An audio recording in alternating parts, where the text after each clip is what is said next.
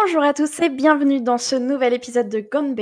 Aujourd'hui, nous sommes accompagnés d'Alexandra Bonjour. et de moi-même, Audrey, comme d'habitude pour tous nos épisodes. La petite team va vous parler aujourd'hui de préparatifs de voyage. Je fais un petit nota de cet épisode car évidemment nous allons parler en expérience vécue, en expérience réelle. Chaque expérience est différente et si vous avez des recommandations différentes ou des petits ajouts à nous proposer, n'hésitez pas de nous le dire en commentaire ou sur les réseaux sociaux. Donc avant toute chose, Alexandra, comment ça va ? Bien, ça va. J'ai rien de particulier, le printemps est enfin là. Et toi alors, comment ça va Herculea ? Le soleil me met du baume au cœur, ça va beaucoup mieux depuis qu'il fait pas tout gris dehors, et pourtant j'habite en Normandie, donc tu les rageux, comme dirait l'autre. Bon, si nous n'avons pas plus de choses à nous raconter pour le moment, je propose que nous lancions cet épisode avant de sauter dans l'avion. Gonbe, épisode 3, préparatifs de voyage.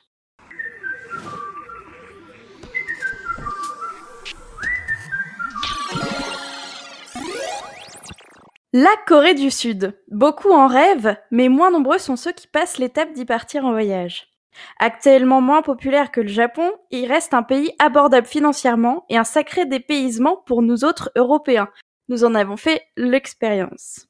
Dans l'épisode d'aujourd'hui, nous allons aborder différents tips pour préparer sereinement votre voyage en Corée du Sud, qu'il soit financier, des idées d'application, comment trouver un logement, etc., etc.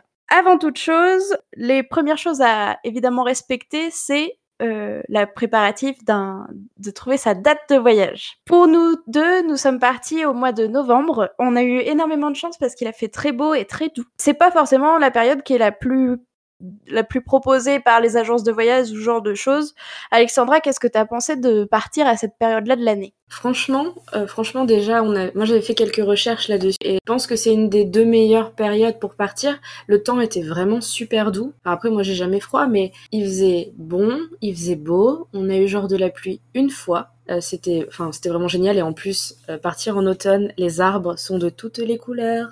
Ouais, c'était vraiment magnifique autour des temples, etc. On avait vraiment l'été indien, mais de la Corée. Le soir, je me souviens qu'on sortait, on avait nos petits manteaux, mais il faisait pas spécialement froid. Et moi, bonne Normande que je suis peut-être habituée à plus d'humidité. Et là, c'est vrai qu'on a pu profiter sans être tout le temps sous le parapluie ou sous la capuche. Donc le mois de novembre, pour cette année, c'était un bon choix. De manière générale, on vous recommande souvent de partir plutôt en octobre parce que les températures sont encore plus douces. Mais là, après, ça dépend vraiment de chacun. Pour une question de budget aussi, c'était intéressant de partir au mois de novembre parce que les prix des vols et les prix des hébergements étaient beaucoup, beaucoup moins importants que si vous partez en plein Hanami, parce que même si on part en Corée du Sud et pas au Japon, il y a quand même la période touristique qui explose au moment de la floraison des cerisiers, même s'il y en a beaucoup moins qu'au Japon. Pareil, l'été, il est très humide et très chaud apparemment, donc c'est pas forcément le mieux pour nous qui ne sommes pas forcément habitués à l'humidité. L'humidité chaud en plus. Et par contre, je pense que vraiment l'automne, de manière générale, c'est une bonne période, mais faut pas non plus partir trop dans l'hiver où là, il caille vraiment sa mère et on a beaucoup de neige. Ah, il paraît que c'est l'enfer. Mais encore, je préférerais l'hiver que l'été où ils ont tous des climatiseurs tellement il fait genre 40 degrés, plus en plus il fait humide. Je ne survivrai pas à ça. Je pense que... Ouais, après, c'est vrai que nous, on a eu beaucoup de chance. Tout était équipé ou de radiateur ou de clim ou quoi. Il y avait toujours ce qu'il faut. Donc, clairement, je pense qu'on a eu beaucoup de flair à partir au mois de novembre. La deuxième chose qu'on s'est demandé, c'est où est-ce qu'on va bien pouvoir dormir, comment ça se passe, etc. Alors nous, faut savoir qu'on avait un bon budget. Genre, je viendrai après, c'est un autre point de ma petite blabla sur tout ça, mais il faut savoir qu'on avait budgété assez large et en gros, on travaille, on n'avait pas un budget illimité, mais on était très très confortable pour partir en Corée. Donc, on s'est d'abord penché vers des Airbnb, ce qui est souvent agréable parce que on peut avoir le site Airbnb en français facilement, tout est traduisible assez rapidement, etc. Après, je vous conseille quand même de parler anglais, c'est un minimum d'envoyer les messages au moins en anglais aux personnes chez qui vous voulez réserver des logements. Là, on a trouvé un très bel appartement à Séoul. Faut savoir qu'on a commencé le voyage à 4 et on s'est retrouvés à 2 la dernière semaine à Séoul. Donc quand on était à 4, forcément de diviser les frais en 4, c'est très intéressant et on avait un très très bel appart en plein cœur de Séoul, juste à côté du métro et d'un grand axe de circulation. Donc pour choper les taxis, c'était pas mal. Et ça nous est pas revenu très très cher par personne. Je crois qu'on pour une semaine en plein Séoul, on en a eu pour 250 € chacun. Alexandra, je sais plus si c'était ça, mais il me semble. En fait, globalement, sur le séjour, on en a eu entre 20 et 30 € la nuit en moyenne. Oui, voilà, c'est ça, selon les hébergements, ce qui est plutôt raisonnable. Donc on a eu cette option-là. On a aussi été dans un genre de chambre d'une pension un peu chelou, je recommanderais pas trop là où on a été, et dans une maison traditionnelle aussi, ça c'était très très cool. Et on a fini sur un hôtel à Busan qui lui était du feu de Dieu vraiment. Enfin, c'était pas très très cher. On a réservé via Booking et on a de la chance. On est parti avec quelqu'un qui avait un compte premium ou je sais pas trop, qui du coup avait des remises supplémentaires. Mais l'hôtel était incroyable vraiment. Faut savoir que par contre qu'il y avait pas de petit déj ni rien, donc pas grave, on s'en fichait un peu. Mais l'hôtel en lui-même était hyper propre, hyper agréable. Donc ouais, moi je vous recommande de jeter déjà des petits coups d'œil sur les périodes où vous imaginez partir, et sur Booking et sur Airbnb. Après, pour ceux qui ont moins de moyens, il y a toujours l'option auberge de jeunesse, en sachant que de manière générale dans les pays asiatiques, c'est clean et il n'y a pas de souci vis-à-vis de ce qu'on peut voir des fois dans les pays européens. Donc ça peut être aussi une solution, mais nous ne l'avons pas expérimenté. Alexandra, qu'est-ce que tu as pensé, toi, de nos logements sur le long du voyage? Honnêtement, franchement, que ce soit l'appart qu'on avait à Hongdae, donc le quartier un peu hype, au début du voyage avec nos compagnons ou à la fin du voyage quand on était toutes les deux, c'était vraiment chouette, c'était bien. Enfin, franchement, il y a beaucoup d'options sur Airbnb. Là, en plus, j'ai regardé, moi, par curiosité, parce que si jamais je revenais, combien ça coûte, machin, dans d'autres endroits de Corée. En fait, c'est partout pareil. On est entre 20 et 30 € la nuit. En général, c'est propre. On va oublier le genre d'hôtel bizarre, pension à Jeonju, effectivement. Après, c'est arrivé une fois, il nous est rien arrivé de grave non plus, mais c'est juste que c'était pas aussi clean que ce qu'on imaginait. De toute façon, je propose qu'on vous mette les liens de là où on a séjourné dans le petite info description en dessous de l'épisode. Comme ça, si vous prévoyez un voyage, vous pouvez y aller les yeux fermés, surtout au premier appart dont je vous parle. Et puis, si ça vous intéresse juste par curiosité, vous pourrez regarder un peu où on a logé et vraiment, c'était cool. Oui, et puis après, si ça vous intéresse, nos budgets et tout, on peut vous dire à peu près, enfin, on peut vous faire une feuille. On avait des Google Docs, donc on a des traces. Non, après, c'est vrai que c'était bien. Moi, j'ai beaucoup plus aimé, par contre, la pension traditionnelle à Gyeongju. On n'a pas eu de surprise de logement. Et puis, il faut savoir qu'on a eu froid uniquement parce qu'on n'était pas capable de mettre le chauffage en haute. Donc, c'était pas du tout la faute de la propriétaire qui était charmante et tout ça. Vraiment, c'était de notre faute. Alors, depuis tout à l'heure, on vous parle de Jeonju, Gyeongju, Séoul, Busan, et vous vous dites peut-être, mais comment vous avez fait pour vous balader en Corée? Alors, faut savoir que nous, on n'a pas pris l'option de louer la voiture parce qu'on n'était que 2 conducteurs et ça nous faisait un petit peu chier de devoir payer des taxes et l'essence, etc., etc., sachant que moi, j'ai jamais conduit hors de la France, donc ça m'aurait un peu enquiquiné. Donc, on a pris l'option Corail Pass. Alors pour ceux qui connaissent le Japon, qui ont un peu sont renseignés au niveau voyageurs ou qui y ont été, c'est l'équivalent du JR Pass, tout simplement. C'est un pass de train que l'on paye selon les formules entre 80 et 150 €, mais ça vous permet de faire autant de trajets que vous voulez sur 2, 3, 4 ou 5 jours consécutifs ou différenciés en, je crois, une quinzaine ou une trentaine de jours. Donc nous, c'est ce qu'on a pris. On a pu ainsi aller de Séoul à Jeonju, Jeonju, Gyeongju. Enfin, on est retourné par Séoul parce qu'on s'était un peu planté dans les trains, après Busan et après rentrer à Séoul. C'est financièrement très intéressant, ça vous évite les soucis les soucis qu'on peut avoir quand on loue une voiture. Par contre, il faut savoir parler un petit peu anglais, mais ça, c'est un conseil qui reviendra tout le long de ce petit épisode spécial tips, parce que aux caisses, vraiment déjà, quand on parle anglais, on a du mal à se faire comprendre, donc essayez d'avoir au moins un papier ou des choses décrites pour que les gens puissent vous comprendre facilement, surtout si vous rentrez un petit peu dans les terres. Nous, on avait pris le plus gros, il me semble, Alexandra, le pass 4 jours. Ça nous était revenu à 140 €, si je dis pas de bêtises, avec la conversion et les frais, mais ça vaut le coup. Tout peut se réserver en ligne directement sur internet et vous avez juste à l'imprimer et à présenter le petit papier quand vous allez vouloir réserver des trains, etc. C'est très agréable de voyager en train en Corée parce que on a la chance d'avoir la 4G, la 5G, je ne sais pas, mais on a une connexion très très très cool tout le long du train. On a des prises, c'est assez sympa, et les trains sont très rapides, hein, c'est les équivalents de nos TGV pour les trajets qu'on a réalisés. Après, oui, le train est très bien. En plus, ils sont vraiment rapides. On passe pas 8 heures dans le train. On peut faire Séoul-Busan, c'est-à-dire traverser la Corée en 2 heures et demie. C'est vraiment bien. Et par contre, vraiment, les tickets de train, enfin, certes, parlez anglais, mais sachez comprendre 2-3 infos en coréen parce que les tickets de train sont exclusivement imprimés, genre un petit ticket de caisse en coréen. Ouais, c'est une carte de bus ou une carte de transport en commun de manière générale qui est imprimée avec heure début, heure fin et le nom des villes tout en coréen. Il n'y a rien d'écrit en alphabet romain, il n'y a rien du tout. Quand ils vous impriment votre ticket, ben, pour le voyage en question, voilà. Après, sinon, oui, c'est vrai que c'est très facile d'accès. C'est vrai que c'était une bonne surprise. Mais même les transports en général, même le métro, qui est très très bien structuré et qui a ses applis, hein, comme en France, on a la RATP, là il y a Kakao Métro, mais il y a aussi Naver Map, qui est une autre application dont on parlera, qui permet vraiment de se repérer dans le métro. Le métro est pas très cher. Il est organisé, les gens sont polis, on rentre, enfin on sort, puis on rentre.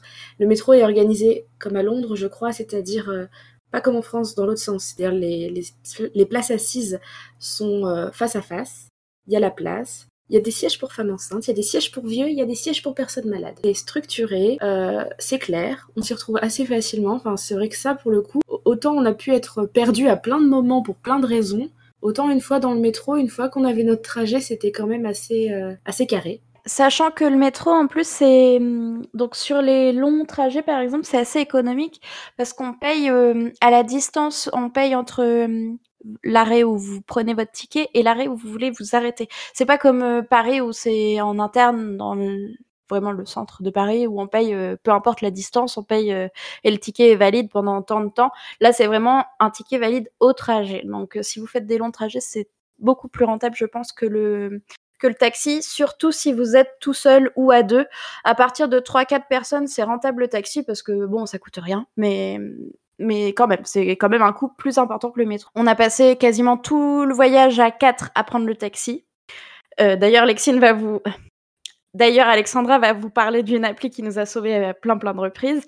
Mais par contre, c'est vrai que quand on s'est retrouvés juste toutes les deux, on était rassurés et aussi c'était plus agréable de prendre le métro qui a des horaires assez larges, enfin un métro de grande ville, et donc c'était le cas dans Busan et dans Séoul, c'est agréable à prendre.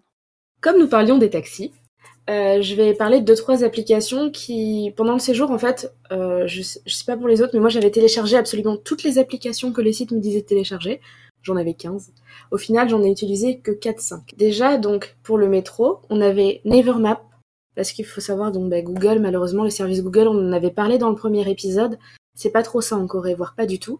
Donc, Naver Map, c'est l'équivalent pour s'orienter, pour faire un trajet, un itinéraire. On rentre l'itinéraire et comme Google, en fait, ça va nous sortir l'itinéraire en bus, en taxi, en métro. Et Kakao Taxi, alors voilà, les applications Kakao, c'est un petit peu comme Facebook et Uber chez nous, c'est-à-dire ça globalise énormément de choses. Avec Kakao, on peut quasiment tout faire, commander de la bouffe, prendre le taxi, discuter. Et donc Kakao Taxi, c'est une appli qui est super bien faite parce qu'on a juste à rentrer où on est, où on veut aller, quel type de taxi on veut, si on en veut un cher, un pas cher, etc. Et ça nous appelle le taxi, et comme quand on prend un Uber, on le voit arriver sur la map. Et avec ça, on a sa licence qui s'affiche, et sa plaque, et c'est nickel.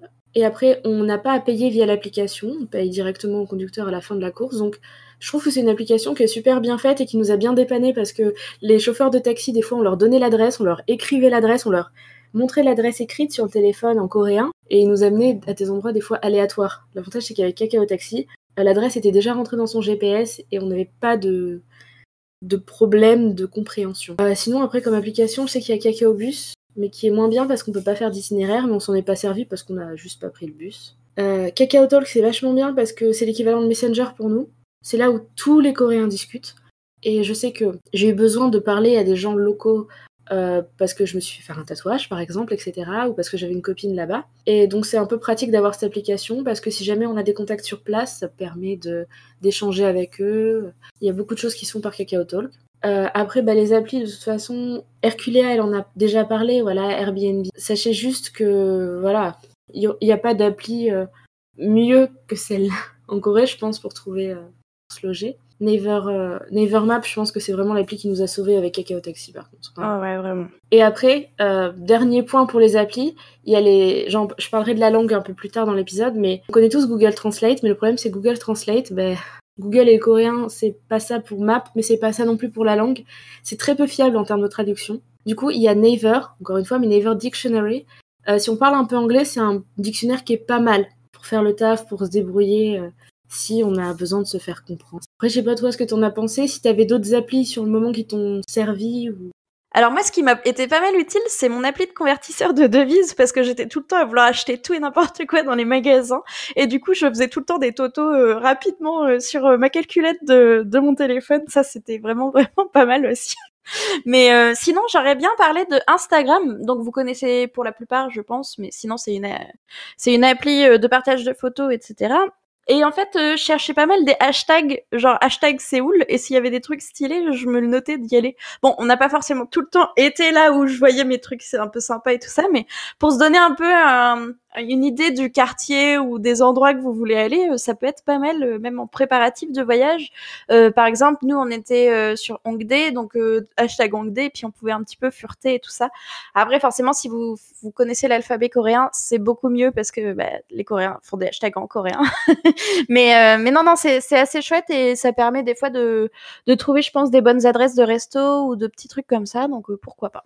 C'est vrai que, alors petit point anecdote, vous allez avoir une anecdote sympathique. J'ai une copine qui habite à Séoul, qui est séoulite, et effectivement c'est exactement comme ça qu'elle a fait. On a passé une après-midi avec elle, on lui a dit « Tu connais pas un endroit sympa ?» Et en fait elle a dégainé Instagram, elle a mis un hashtag ou deux, et c'est avec Instagram effectivement qu'elle a été chercher des trucs qui lui plaisaient pour qu'on aille boire un café et manger des petits gâteaux. Donc c'est vrai que j'y ai pas pensé, mais c'est exactement comme ça qu'elle a fait. Je pense que même les locaux utilisent un peu cette technique, même nous en France, je pense, quand je me balade à Paris, des fois, je vais taper petit café, et puis je vais essayer de me trouver des trucs un peu sympas ou je vais demander à mes potes. Mais ouais, Instagram, c'est vraiment pas mal utilisé, puis ça permet tout de suite de se rendre compte un peu du style d'endroit où on peut se rendre quand on connaît pas encore trop le pays ou la ville. Autre chose pas mal aussi, j'en ai déjà parlé, j'en ai subi les conséquences, on va dire, mais faites attention à la nourriture coréenne. Si vous avez des allergies, essayez d'apprendre à le dire en coréen comme il faut ou au moins de vous le noter parce qu'il y a quand même pas mal de choses allergènes. Enfin, je sais qu'Alexandra, elle est partie en étant allergique aux cacahuètes, donc on a toujours des appréhensions et tout ça. Essayez de vous détendre là-dessus et de vous le noter, de l'avoir sous la main comme ça, au moins c'est toujours ça de moins stressant parce qu'ils ont aucune liste de produits allergènes et tout ça. Enfin, je crois que tu l'as retrouvé sur 2-3 paquets de gâteaux et c'est tout, quoi. Donc, faites attention. Il y a même des fois des choses qui n'ont pas du tout le listing des ingrédients. Enfin, faites attention à vous quand même. Et surtout, faites attention, comme je l'ai déjà dit plusieurs fois, c'est très épicé. Moi, je sais que j'ai l'estomac un peu fragile, donc je me suis retrouvée avec des brûlures d'estomac pas possibles pour certaines bouffes. Si on est un peu résistant, il n'y a pas besoin de s'inquiéter. Si vous appréciez le côté très feu de la nourriture, vous inquiétez pas, mais faut savoir quand même que des fois c'est un peu lourd sur l'estomac, pas forcément en termes de gras, mais surtout en termes de je sais pas, de feu, enfin de piquant, de brûlant. Et du coup faites attention à vous parce que moi j'en ai subi un peu les conséquences, donc c'est pas la peine de se rendre malade, faut profiter comme on peut du pays et voilà. Alexandra, en parlant de bouffe, je sais que tu nous prépares le prochain épisode qui sera sur la nourriture. Donc, n'hésitez pas à nous l'écouter le mois prochain. Et je te laisse passer du coup au côté médoc, vaccin, allergie que tu connais si bien. Alors effectivement, le mois prochain, un petit épisode sur la nourriture. Donc n'hésitez pas si vous avez des questions ou des petites curiosités. Parlez-nous, hein. On prendra tout ça en compte. Et donc, oui, je suis infirmière, mais je suis aussi un peu paranoïaque sur certaines choses. J'ai toujours, moi, là, dans mon sac, des médicaments. J'ai ma petite trousse, hein, sachez-le. Et en Corée, j'avais ma petite trousse qui était... Petite. Elle nous dit petite, mais c'était une valise à elle entière. Hein. Exactement. Tu es la Hermione Granger du sac à médicaments. Ah, c'est terrible, hein. Surtout quand je disais que mon sac était vide, en fait, c'est que j'avais ma trousse de médicaments, ma trousse, mon déo, mes lingettes, bref, peu importe, j'avais ma trousse. Et effectivement, en Corée, moi, on m'avait dit, toujours ma copine Séoulite, elle m'avait dit par contre, c'est pimenté. Alors, je dis ok. Je me suis entraînée, comme j'avais dit, comme dans un shonen, à manger du piment. Mais je me suis dit, on sait jamais. Je vous conseillerais honnêtement d'aller voir votre médecin, lui en parler si vous allez en Corée. Prenez des protecteurs gastriques. Que ce soit je vais pas partir dans des termes techniques, mais un médicament en prévention comme de l'Epantol, etc., ou du Gaviscon, parlez-en à votre médecin. Dites, je vais dans un pays où je risque d'avoir des brûlures d'estomac. Est-ce que je peux avoir quelque chose? Parce qu'après, il vaut mieux avoir l'ordonnance sur vous, au cas où on fouille votre sac. Bon, ça nous est jamais arrivé en Corée, mais on sait jamais. Ensuite, vraiment, prévoyez des antidiarrhéiques. Moi, je n'ai pas eu de soucis à ce niveau-là, mais honnêtement, dans un pays où on mange énormément de piment, où l'alimentation est aussi différente de la nôtre, où la viande, etc., c'est quand même pas la même que chez nous. C'est très gras, comme le disait Herculea, etc. Donc, prévoyez du smecta, prévoyez éventuellement des choses pour votre ventre, du Spasfon, vraiment. Vraiment, moi, c'était ma trousse de médicaments, c'était à moitié ça. Enfin, à tiers ça. Un tiers pour la migraine et un tiers pour les allergies. Je vais en reparler des allergies. Voilà, parce qu'après, on est en Corée. En Corée, il y a des distributeurs d'eau filtrée partout. Il y a de l'eau en bouteille dans tous les combini H24, donc vous risquez moins d'avoir le côté il y avait des glaçons dans mon coca, j'ai fini mon séjour sur des chiottes. Des chiottes où tu pouvais même pas mettre de papier. Donc ça, il n'y a pas ce côté, effectivement. Mais vraiment, même quand on est allé manger une ou deux fois au McDo ou quoi, c'est pas du tout les mêmes produits de base et ça peut donner mal au ventre. Vous voulez pas ramener des hémorroïdes en souvenir de vacances. Vous voulez pas ramener ça. Sinon, effectivement, côté vaccin, moi je vous invite juste à consulter la doc de l'Institut Pasteur. Évidemment, il n'y avait pas de vaccin particulier quand on est parti, mais je sais que des fois il y a des trucs, genre il y avait eu l'encéphalite japonaise, des fois selon où on va en Corée, parce que nous on a fait les grandes villes, mais si jamais on se rapproche un peu trop de la Corée du Nord, etc., il y a peut-être d'autres vaccins à faire, mais nous on n'a pas eu besoin d'en faire en plus, ce qui était pas mal. Et enfin les allergies, effectivement, comme l'a dit Herculea, moi ça me stressait. Je sais que par exemple au Vietnam, par exemple ils mettent des cacahuètes partout, c'est la catastrophe pour moi. Mais sachez dire, comme elle l'a dit, le mot en coréen. Sachez l'identifier. Moi je regardais toutes les étiquettes, hein. Parce qu'il faut savoir que dans un sandwich au jambon, une fois il y avait des cacahuètes. Par contre dans un gâteau aux noix, il n'y en avait pas. Cacahuète, ça se dit tangkang, sachez-le. Voilà, sachez juste comment s'écrit ce mot, parce que sur les étiquettes, il y a des petits encadrés noirs, où il y a les allergènes. Souvent, il y a le lait, ou you, etc. Le blé aussi est marqué, le blé.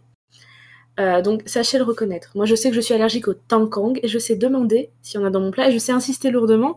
D'ailleurs, c'est une petite blague qu'on a entre nous, parce qu'il faut savoir que mes camarades de voyage, la phrase qu'ils savent le mieux dire en coréen, c'est « Y a-t-il des cacahuètes car je suis allergique ?» Tangkang allergiga isoyo. Vous voyez, c'est génial. Ils peuvent le dire à ma place. Et du coup, prévoyez ce qu'il faut pour les allergies. C'est-à-dire, demandez à votre médecin, il vous prescrira ce qu'il faut. Moi, j'avais évidemment mes corticoïdes et mes antihistaminiques. Et j'avais évidemment mes 2 seringues d'adrénaline au cas où je tombe dans les pommes. J'ai même fait un truc incroyable. Je leur ai partagé la vidéo de comment marche la seringue d'adrénaline si je faisais un malaise. Grosse ambiance avant le départ. Et si jamais je meurs, faites ça, s'il vous plaît. Voilà, effectivement, voilà. Le ventre, les allergies, c'est important parce que c'est pas comme en France où il y a écrit partout toute la traçabilité. C'est pas comme... Enfin, c'est moins des pays où tout ce qu'on mange est tracé. Les restaurants, je doute qu'ils aient la liste précise des ingrédients accessibles partout. Sauf évidemment dans les franchises, sauf dans les supermarchés. Mais voilà, n'hésitez pas à demander. Hein. Ils sont pas très... En plus, il y a des allergies qui sont très différentes des nôtres. Ils ne sont quasiment pas allergiques aux arachides là-bas. Donc pour eux, ce n'est pas naturel d'avertir les gens. C'est pas quelque chose qui va les remuer. Faut vraiment penser à poser des questions. Voilà. Petit point, faites attention à vous. Je suis infirmière et allergique, alors je sais de quoi je parle. Voilà, après je sais pas si t'as quelque chose à rajouter sur ce petit côté médical relou. Bah, heureusement, j'ai envie de dire, j'ai pas eu besoin de quoi que ce soit. Après, c'est vrai que j'ai l'impression qu'il y avait pas mal de pharmacies et tout ça, j'ai pas trop fait gaffe, mais il me semble qu'on a vu et croisé pas mal de pharmacies. Ce qui me fait peur, c'est que, enfin, comme partout en Corée, même en anglais, c'est compliqué de se faire comprendre. Alors, ça, je pense que on aurait été malade, t'aurais pas été là, on aurait été dans la mouise, quoi. Enfin, pour dire j'ai un mal à la tête ou je sais pas quoi, ça aurait été compliqué de se faire comprendre pour avoir du médicament. Donc vraiment, essayer de prévoir quelques petits médocs d'avance, etc. Je pense que c'est le mieux. Et puis, de manière générale, pour tout voyage, mais encore plus quand vous ne connaissez pas la langue du pays dans lequel vous allez voyager. On va partir sur un sujet un peu plus terre à terre, on va dire. On va parler du budget qu'on a mis dans notre voyage. Et surtout de petits tips concernant l'argent, parce que, évidemment, on s'est fait avoir, hein, en bon touriste. Donc moi, on m'avait dit, oui, prends la carte Visa Gold pour le voyage, c'est génial, t'as des assurances, blablabla, tu peux retirer partout. Tu peux retirer partout. Gardez bien cette phrase en tête. Tu peux payer dans tous les magasins avec ta carte et tout ça. Alors moi, je suis arrivée à l'aéroport, j'arrive à Séoul, j'essaye de trouver un distributeur pour pouvoir retirer mon argent pour mon voyage. Et là, quelle ne fut pas ma déception, premier distributeur, impossible de retirer.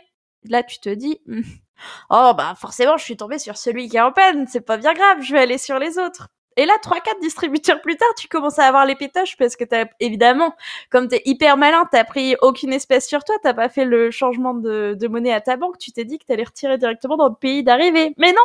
C'était trop simple. Donc, je me suis retrouvée à stresser à grosses gouttes jusqu'à ce que enfin on trouve un distributeur qui prenait notre carte et qu'on puisse retirer. Avec très peu de frais, hein, de manière générale. Enfin, après, ça dépend de votre carte et de votre banque, évidemment. Mais faites attention, retirez un max à l'aéroport, c'est un conseil. Parce qu'après, vous aurez plus énormément de chances de trouver des distributeurs qui prennent les cartes étrangères.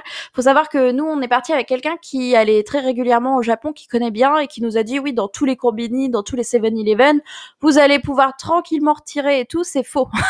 En Corée, ça ne marche pas comme au Japon et faites attention à ça parce que je ne voudrais pas que vous vous retrouviez sans le sou en plein Séoul. Franchement, c'est horrible, je vous promets. Alexandra, toi aussi, t'as eu des misères en ayant la même carte que moi? Mais le pire, c'est que ce qui vous dit pas Herculea, c'est que sa première galère de retirer l'argent, c'était à l'aéroport. Donc il y a un endroit où on se dit, bon, l'aéroport. Non, il a fallu... Même moi, c'est aussi à la gare principale ferroviaire de Séoul que je me suis retrouvée à pas pouvoir retirer. Et je croyais que j'avais pété mon plafond carte et tout, machin. En fait, non. Il a fallu qu'on trouve un distributeur qui était en hauteur. En plus, il a fallu qu'on monte sur un terre-plein. Le distributeur, il était trop chelou, ce distributeur, pour arriver à retirer. C'était incroyable. Enfin, on s'est retrouvés où on n'avait plus beaucoup de monnaie à 4, à chercher dans tout Gyeongju, ou Jeonju, je sais plus, un distributeur qui fonctionne. Pour en trouver un dans un combini pourri, à force de tous les faire. On en a fait 3 ou 4, c'était un cauchemar. C'était un cauchemar. Et ma carte bleue, elle passe partout parce que j'ai la gold aussi, hein. Je l'avais prise exprès pour le voyage. Je me suis retrouvée la honte de ma vie. Dans un lieu touristique, à passer ma carte, ah ben elle passe pas. Ah, bah heureusement que j'avais de la monnaie, finalement. Parce que quand ta carte elle passe pas dans un lieu touristique, tu te poses des questions. Bah non, mais de toute façon, on a vraiment pas eu de bol, c'est tout. Enfin, clairement, les boulets en voyage, c'est nous, quoi. On n'a pas cherché le mal, mais on n'a pas eu le bien non plus, malheureusement.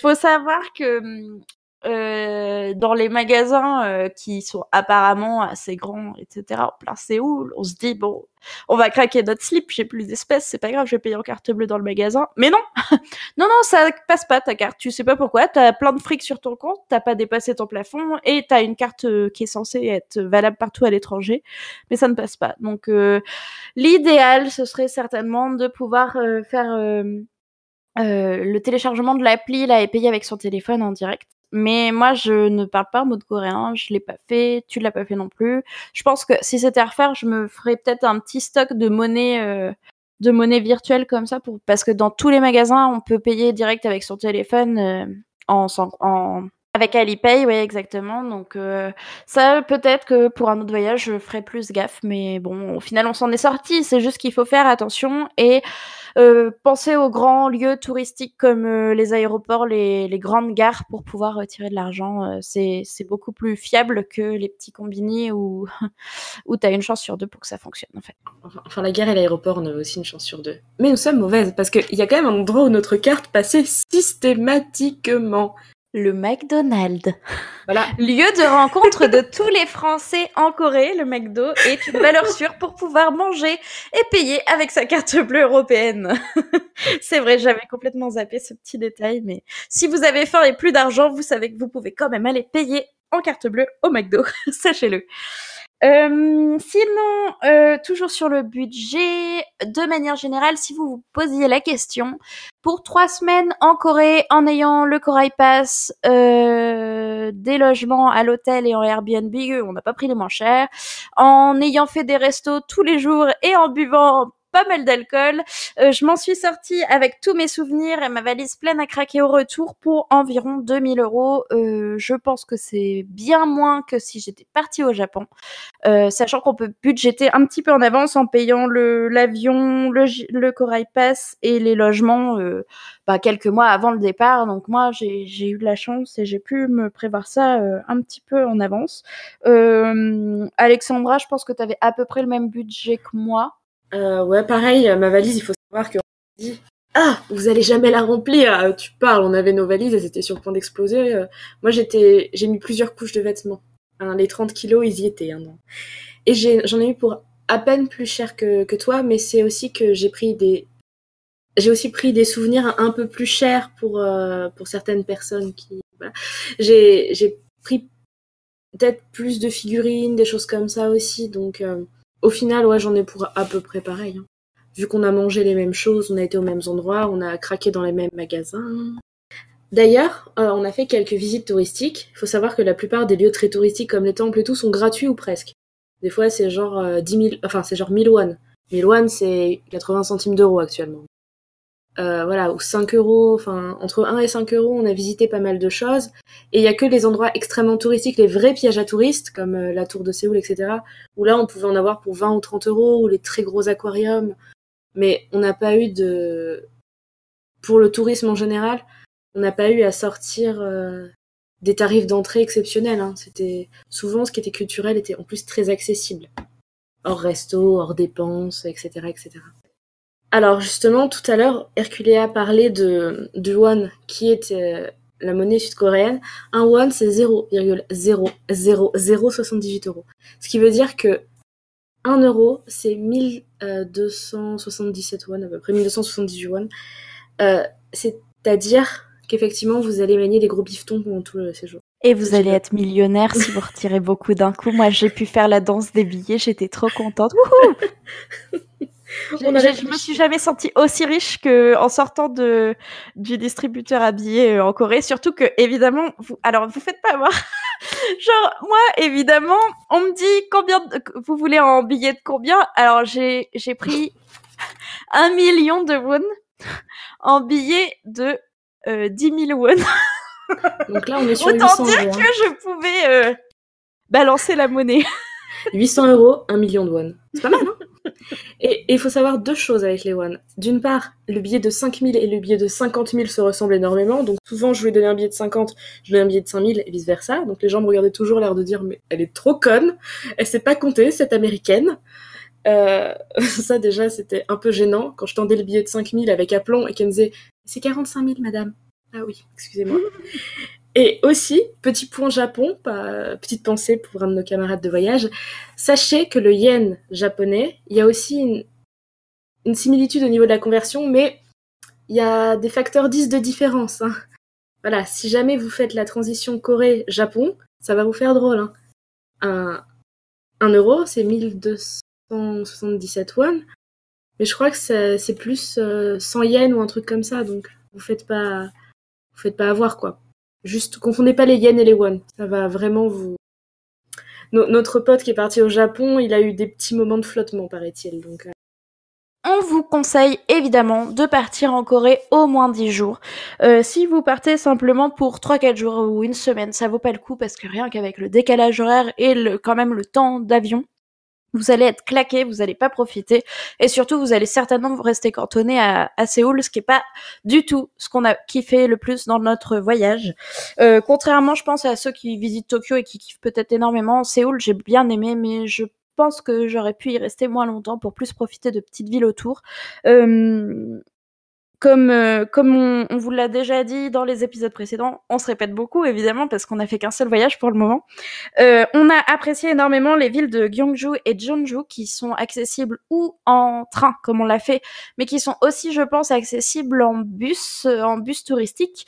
Alexandra, tu voulais nous parler pas mal des visites et tout ça, mais je pense qu'on se rejoint beaucoup sur ce qu'on a apprécié de ces villes. oui, c'est-à-dire que comme toi, je pense qu'effectivement Séoul, il y a des endroits. Il y a des endroits, par exemple, pour aller dans la DMZ, il faut être à Séoul. Donc effectivement, si vous voulez aller dans la DMZ, prison par exemple, dans la même journée, gardez une journée pour faire les gros temples, une journée pour faire du shopping, parce qu'effectivement, c'est l'endroit du shopping, hein, Séoul. Et après, au-delà de 3-4 jours, déjà, vous allez commencer à tourner en rond dans la ville, je pense. Vous allez avoir, à moins que vous vous leviez à midi, vous aurez vite fait le tour. Je pense. Et après, effectivement, ouais, dans les autres villes, on a pu peut-être voir plus de la Corée vraiment, plutôt que le géant centre de mall qui était Séoul, où on s'est peut-être pas forcément retrouvé dans un voyage culturel, tout le temps. Après, je sais pas, toi, si tu devais repartir maintenant, où tu partirais, ou comment t'organiserais le truc, mais... Bah justement, ça se rejoint avec le point que je voulais aborder après. C'est que nous, on a commencé par Séoul. Et si vous avez l'occasion, comme il y a un très gros aéroport aussi, je vous conseille plutôt de commencer par Busan, qui est une très belle ville, très grande ville, vous avez de quoi faire, et surtout, qui va plus vous proposer une transition un petit peu plus douce, je pense, parce que elle est beaucoup plus ouverte aux touristes, beaucoup plus multiculturelle que Séoul pour le moment, en tout cas de ce qu'on en a eu comme impression. Et ça peut vous permettre de vous mettre petit à petit dans le bain sans être dans la capitale qui est quand même énorme, hein, faut l'avouer. Séoul, c'est pas c'est pas la petite ville du coin, et Busan, ça vous permet de vous mettre petit à petit. Ça reste une ville à taille humaine, comme on aime bien le dire. Moi, je vous conseillerais plutôt un trajet de Busan pour finir en beauté sur Séoul quand vous serez un petit peu mieux habitué à la Corée et à ses rites et passages, comme on dit. Mais après, c'est personnel. Moi, j'ai beaucoup apprécié Busan et je pense que j'aurais aimé faire plutôt le trajet inverse, c'est-à-dire commencer par Busan, faire des villes comme Gyeongju, Jeonju, etc. et clôturer sur mes 3-4 derniers jours à Séoul. Ça aurait été suffisant pour moi et je regrette de ne pas avoir fait comme ça, mais c'est en faisant des voyages qu'on apprend, évidemment. Alexandra, est-ce que tu aurais remodelé un petit peu ton voyage? Est-ce qu'il y a des villes que tu aurais préféré visiter? Si, dernier petit truc aussi, si vous commencez par Busan, c'est beaucoup plus simple d'aller sur l'île de Jeju que si vous commencez par Séoul, et ça vous coûtera moins cher aussi en transport. Enfin, voilà. Bon, allez, à toi Alexandra. Alors, 2 choses, effectivement, dont j'ai voyagé avec. Et, c'est horrible, je parle déjà du suivant. Et je compte voyager dans 2 ans. Donc c'est vrai qu'en ce moment, je suis un peu dans ma bucket list. Bête. Et c'est vrai qu'après, à Séoul, il y avait plein de choses à voir. Avec le recul, je me dis que j'aurais peut-être bien vu la DMZ, etc. Mais ça, c'est des choses une fois que... Et donc, je me dis, effectivement, Séoul, il y a des choses à voir. Mais on n'aurait pas commencé par Séoul, ça aurait été mieux. Effectivement, Busan, quitte à passer un jour sur l'île de Jeju, qui est visiblement un paradis sur Terre. On aurait peut-être mieux aimé, parce que Busan, pourtant c'est une ville immense, hein, mais les habitants étaient plus chaleureux, plus c'était un peu Paris et le sud de la France, vous voyez. Les gens étaient plus chaleureux, alors qu'à Séoul, c'était plus une ville qui va vite, où tout part dans tous les sens. Et Busan, c'est vrai que c'était sympa. On a vu des choses plus pas typiques, mais on a vu moins de centres commerciaux, etc. On a vu des aquariums, etc. Enfin, un grand aquarium, etc. Et je pense qu'on aurait commencé par là, on serait remonté dans le pays en faisant Jeonju et tout. Effectivement, on aurait peut-être plus pu s'imprégner de la culture, de l'histoire de la Corée. Et là, on serait arrivé à Séoul. On aurait peut-être plus facilement choisi aussi les endroits où aller, parce qu'au final, nous, ce qui nous a un peu peiné, c'est que il y a plein de moments où on savait pas trop quoi faire, parce qu'on Séoul, il y avait plein de choses à faire, mais on trouvait rien. On trouvait jamais où on voulait aller. Et peut-être qu'aussi on aurait été plus rodé au fonctionnement des transports, etc., à la façon de faire des Coréens, à la façon d'échanger avec eux. Et peut-être qu'on aurait plus kiffé aussi nos 3-4 jours à Séoul. Et peut-être que ouais, ça aurait peut-être mieux roulé. Et après, on aurait fini sur tous les malls. Je pense que ça vaut mieux finir que commencer par les achats à Séoul. Ça aurait fait une pause à la fin du voyage, quand le budget était fini en plus. Je sais pas. Moi, je pense que si je devais y revenir, Jeju, c'est mon objectif principal par contre.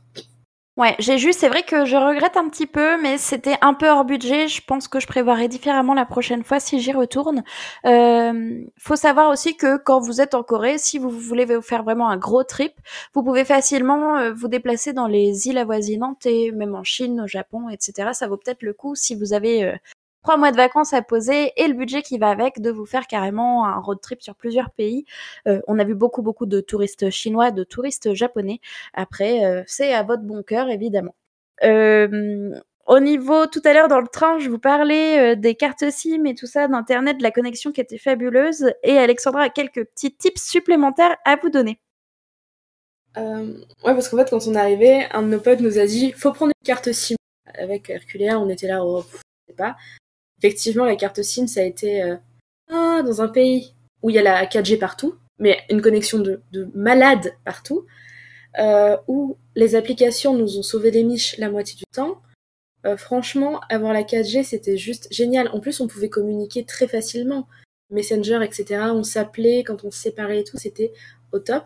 Et c'était pas si cher. Pour 3 semaines, alors, selon qu'on ait un iPhone ou un Android, il n'y avait pas les mêmes... Sachez que si vous avez un iPhone, vous payez moins cher, tralala. Voilà, exactement. J'en ai eu pour genre 40 balles à peu près. Parce que j'avais pris plus de 3 semaines en fait. J'ai pris genre 28 jours parce que j'avais pas... C'est genre 15 jours ou 28. Mais ouais, j'en ai eu pour 40 balles, ce qui est tout à fait correct pour le confort énorme que ça a apporté pendant tout le séjour. C'était incroyable. En plus, c'est con, mais ne serait-ce que pour communiquer avec les gens qui sont... c'était génial. Une connexion top. Après, ouais, moi, si j'avais un seul gros tip, moi, j'ai appris les bases du coréen parce que j'avais vraiment envie d'apprendre et voilà, j'ai vraiment rien. Mais en fait, ça a été pas si inutile parce qu'en fait, tout n'est pas traduit. Genre, au supermarché, je vous disais, les allergènes, ils étaient pas toujours écrits en anglais dans le petit encadré. Et lire l'alphabet, au moins arriver à connaître les 24 caractères, arriver à le lire ou à les prononcer, c'est pas mal. Parce que quand vous allez dans un café et que vous voulez commander, vous montrez du doigt ce que vous voulez et qu'elle vous sert le truc d'à côté. Bon, c'est arrivé 2 ou 3 fois quand même. On a eu quelques frustrations comme ça, et puis quand on est arrivé, je vous promets, ça s'est fait de victoire ce jour. Hein. Arrivé à régler toutes les télés au niveau des langues. Bon, du coup, j'ai mis leur télé en anglais, mais bon, que voulez-vous. Ça a été extrêmement... C'est con, mais c'est des petites choses... Pas forcément arriver à parler coréen, annyeonghaseyo, mais juste savoir déchiffrer, savoir dire les choses importantes, genre Tankang alal jigai soyu, bonjour, je suis allergique aux cacahuètes. Savoir 2-3 petites choses, 2-3 petits mots, ou au moins savoir, juste vraiment la base de la base, parce que il y a des endroits où ils ne parlent pas anglais, et il y a aussi des endroits où ils font exprès de pas comprendre. Ça nous est arrivé plusieurs fois que vraiment il fallait dire les choses en coréen, et c'était très compliqué parce qu'il y a des gens qui parlaient pas du tout anglais. Il y a même un petit gars dans un resto avec qui on a communiqué que par Google Translate, parce qu'il n'arrivait pas à nous expliquer sa carte, et il dictait sa carte à Google Translate, c'était incroyable. Donc ouais, juste essayer de connaître des petites bases de coréen, même si vous voulez, vous le dites, vous laissez un petit commentaire, et moi je vous donne mes fiches de coréen, avec plaisir. J'en ai, elles sont faites, je vous les donne si vous voulez partir. J'avais fait même des des petits vocabulaires de base, etc., qui peuvent aider, surtout que je les ai mis à jour après le voyage. Hermione Grangère. Voilà, donc n'hésitez pas. Et dernière chose, par contre, sachez que le visa touristique est automatique. Enfin, vous n'avez pas besoin de demander, machin, c'est pas... Ça va. C'est pas comme en Amérique où c'est compliqué.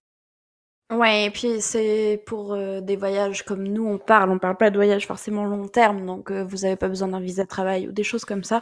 On n'a pas toute la paperasse à faire, comme j'ai pu voir quand je suis partie au Canada, par exemple, où c'était beaucoup plus casse-pied. Euh, Nous avons fini aujourd'hui sur les petits tips de préparation de voyage. Comme Alexandra et moi, nous vous l'avons répété tout au long de l'épisode. On est toujours dispo pour répondre à vos questions. J'ai déjà eu la chance de un petit peu expliquer mon voyage à 2-3 d'entre vous, à répondre à leurs questions. Vous nous contactez sur Twitter, sur nos Instagram personnels ou sur les différents serveurs Discord qui traînent et on vous répond avec plaisir, on vous file toutes les infos qu'on a. On va essayer d'étoffer au maximum la barre de description du podcast avec les liens utiles et tout ce dont on a pu vous parler aujourd'hui. Et puis écoutez, si vous avez quand même d'autres petites questions ou juste des petits commentaires, n'hésitez pas, on est toujours très heureuse d'y répondre. On va passer maintenant aux recommandations et infos du mois.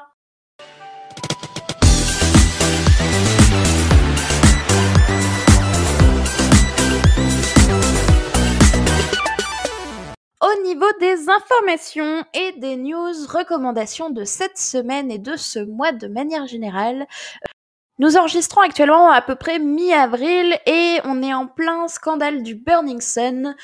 Pour vous raconter très très brièvement ce que c'est des mecs plutôt populaires et gérants de nightclub à Séoul qui ont tout simplement pris des photos et des vidéos de femmes sous drogue ou sous très très alcoolisées on va dire et qui se les partagent très très largement. Ça a beaucoup choqué le pays. On est en plein dans les accusations actuellement. Ça concerne ça concerne des membres très très populaires de certains gangs de K-pop ou des choses comme ça. Donc on vous tiendra informé, mais c'est les infos en ce moment en Corée. Évidemment, moi c'est pas ce dont j'aime parler. Je préfère vous parler de musique ou de cinéma, mais bon, écoutez, c'est le genre de choses qui arrivent, comme ça bouleverse toute la sphère fan de Corée, etc. Il est important aussi parler du fait que parfois il se passe des choses pas terribles dans les pays que nous aimons tant. Deuxième chose, là c'est plutôt une reco. Heureusement, on ne reste pas sur le négatif. J'ai beaucoup aimé le nouvel album de Taeyeon. Attends. J'ai beaucoup aimé le single Four Seasons de Taeyeon. C'est un clip hyper chiadé comme d'habitude avec les Coréens. Et là, on n'est pas sur de la K-pop hyper motivée telle que Blackpink ou ce genre de choses. On est plus sur de la douceur, un clip romantique et c'est parfait pour égayer vos petites journées de printemps. J'ai beaucoup apprécié cette chanson. Alexandra, tes recommandations, tes news, vas-y, c'est à toi. Alors du coup, je vais juste rebondir sur le Burning Sun. Sachez quand même que, enfin, c'était un peu connu, mais je préfère le dire comme on reste dans le thème de l'épisode. Il y a des endroits où ils filment, où il y a des petits dispositifs pour filmer les gens en Corée à leur insu. Ça a un peu explosé ces dernières années. Les filles s'insurgent contre ça et souvent essayent de lutter contre ça. Donc il y a de plus en plus de tips sur Internet pour les gens qui voyagent ou qui prennent des Airbnb, etc. Donc déjà première reco, essayer d'avoir un dispositif pour repérer les petites caméras, on sait jamais. Hein. Peut-être qu'on a fini en streaming live sur Internet et qu'on a commencé notre carrière Twitch là-dessus. En attendant, moi, une reco, honnêtement, ce mois-ci, j'ai pas pris trop le temps de m'intéresser à la Corée. J'ai surtout suivi des hashtags sur Instagram. Je suis à fond sur la nourriture en ce moment, en lien avec l'épisode que je prépare aussi. Et donc, j'ai vraiment pas de recommandations particulières. Souvenez-vous juste que nous venons de passer le jour des célibataires et que le 14 mai, il faudra offrir des fleurs à votre bien-aimé.